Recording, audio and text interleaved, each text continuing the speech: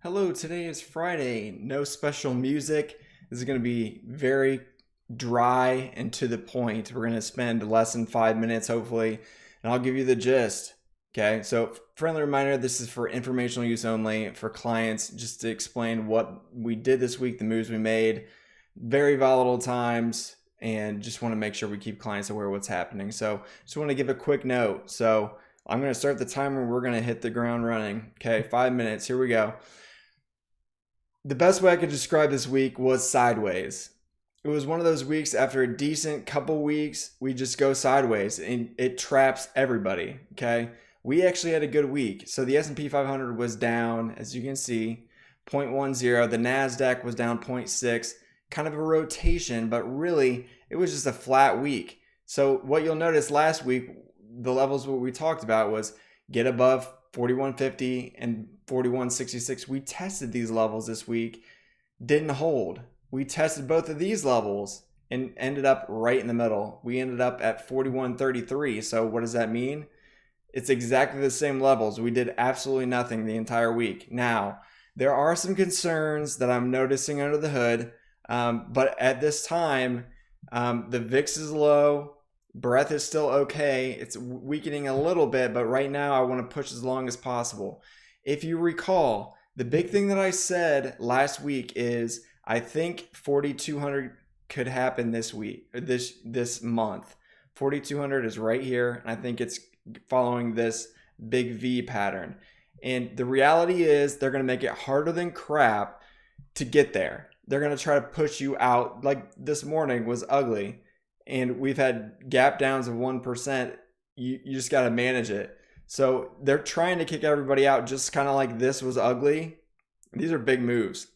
The VIX is lower, so you're not going to see as big of moves. So the reality is we're getting that chop, getting that consolidation, trying to force everybody out in a bull flag. A bull flag we could test the 20-day moving average, which is right here.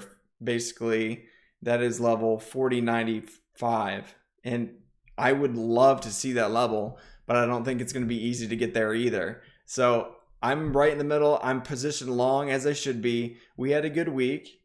It required a lot of trades, but we were up 0.58%. The S&P 500 was down 0.10, and this is the outperformance. This is not what we perform. This is what we outperformed the index by. So client accounts were up 0.58%. The S&P 500 was up 0.10. So I believe that's 3 weeks in a row, positive gains, just in and out. I thought we would be in a range this week, and we were. So really none of this chart changes at all. One thing I am noticing is we are trending down a little bit, but I want to see if we can get a pop, and I'm hoping we get a pop on Monday. Today was options expiration, one of the weirdest days I've ever seen on an options expiration. Usually you get a lot of volatility. There was zero. I mean, it was nuts. So right now it goes to bulls because we haven't lost a key level. If we lose 41.17, that's a problem. Okay.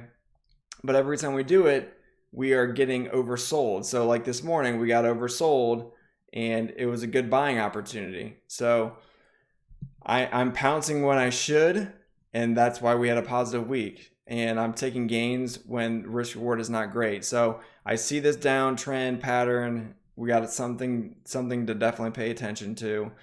IWM, I did add to today on the lows and had a nice day here. This helped with the outperformance. I bought down here and it rallied higher. So overall, one thing I do want to pay attention to and show you is this is the first time we began to curl in breath, meaning some names are not necessarily doing very well, but we're still okay right now. Just got to make sure everything holds, and that's what I'm here for. So the VIX, which is volatility, continues to go lower,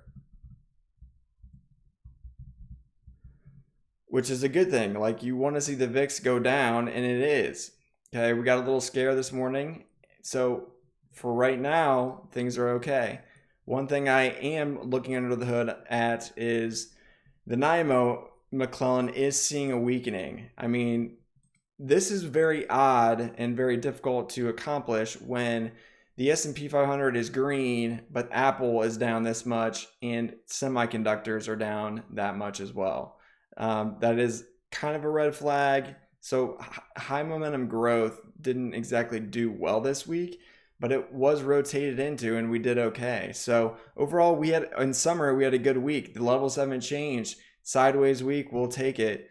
One more chart just to kind of show you, like, I'm seeing the concerns, but if it gets bought, this could be a really good thing. So SMH, semiconductors, which tend to be a leading indicator, big scare below the 50-day moving average. That is a red flag. Hopefully it's one of these situations. We'll see. I think bulls have a shot next week, but if they don't come ready to bring it next week, I think we need a little bit lower first, and I'll take profits. So still right to be optimistic at this point. We have not lost a key level.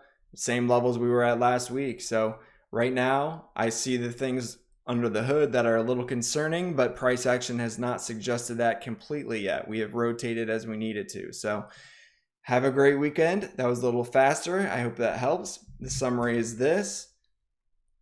We held key levels, so there should be nothing that we do. We made a lot of trades this week, as you can see.